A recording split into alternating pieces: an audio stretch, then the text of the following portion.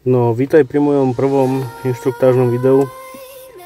Takže ideme si nakodovať kľúče do Golfa 4. Funguje to aj na Passat B5, Boru a proste celý Volkswagen Group do nejakého roku 2006. Potom už neviem, jak to funguje, ale toto viem, že teda funguje do nejakého 2006 roku na tieto v podstate staršie modely. Oktávka samozrejme a tieto auta, čiže toto je môj originálny kľúč, ktorý bol k autu. Tento som pred 3 rokmi, keď som to auto mal prvýkrát toto, tak som si ho dával nakodovať. Vyšlo ma to 250 eur, myslím, alebo 200, si nepamätám. Toto je môj tretí kľúč, ktorý mám vyrezaný, ale nemám ho nakodovaný. Čiže keď ho pichnem, tak mi píše imobilizer aktívny a blíka tam, hej. Takže si ho ideme nakodovať, tento tretí. Vysvetlíme si celý postup a potom uvidíme, či to auto naštartuje, lebo baterka je tu taká, že asi to nedá. Prvá vec, daj si dole OBDčko, no to je kryt na OBDčko, hej, OBD je tu. Zapoj si tam kábel, alebo teda ešte predtým si naštartuj DCDS-ko. Zapoj si tam ten kábel, ale ja ho zapojím mimo, lebo s jednou rukou sa mi to robí zle.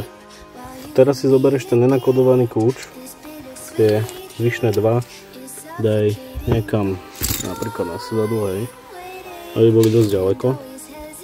Pichni ho tam, otoč si im do jednotky a ideš vybrať jednotku, hej.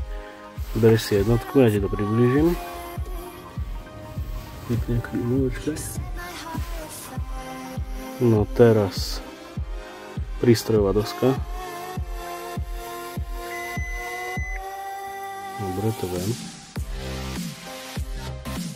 Login. Na login musíš vedieť svoj kód k prístrojovej doske. To ti ukážem, hodím ti sem video od niekoho iného.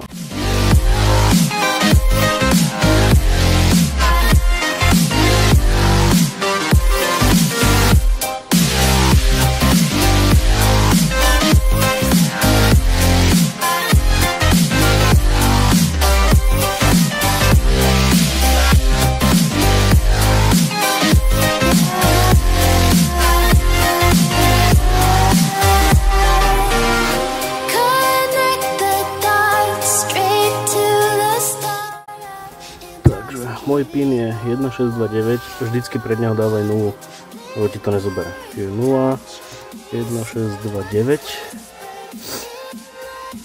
start. Teraz dáš prispôsobenie, ja som to trošku stratený, lebo už dlho to auto nemám a teraz ho mám zase.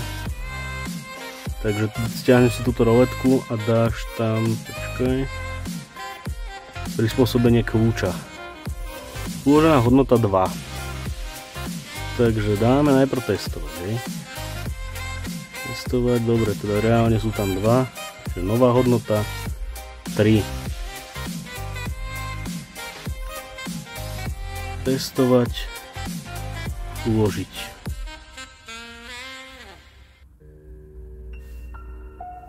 Dáš. Počkáš, Teraz sa započúvaj do toho štartu.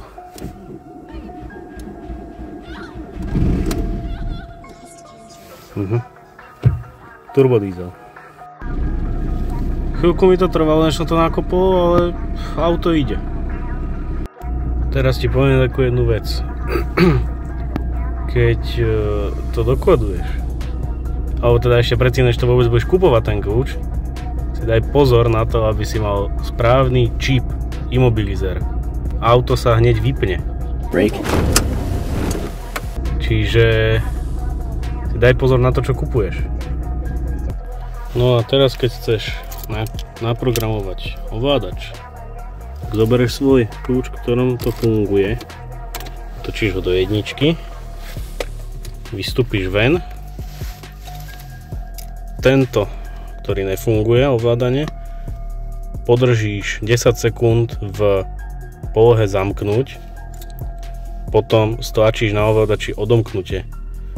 Otočíš ho do polohy odomknúť iba raz, proste ho len otočíš, vyťahneš a vyskúšaš ovládač, hej. Ešte ti to keď tak skúsim hodiť vo videu, lenže ja som to nenatočil a teraz...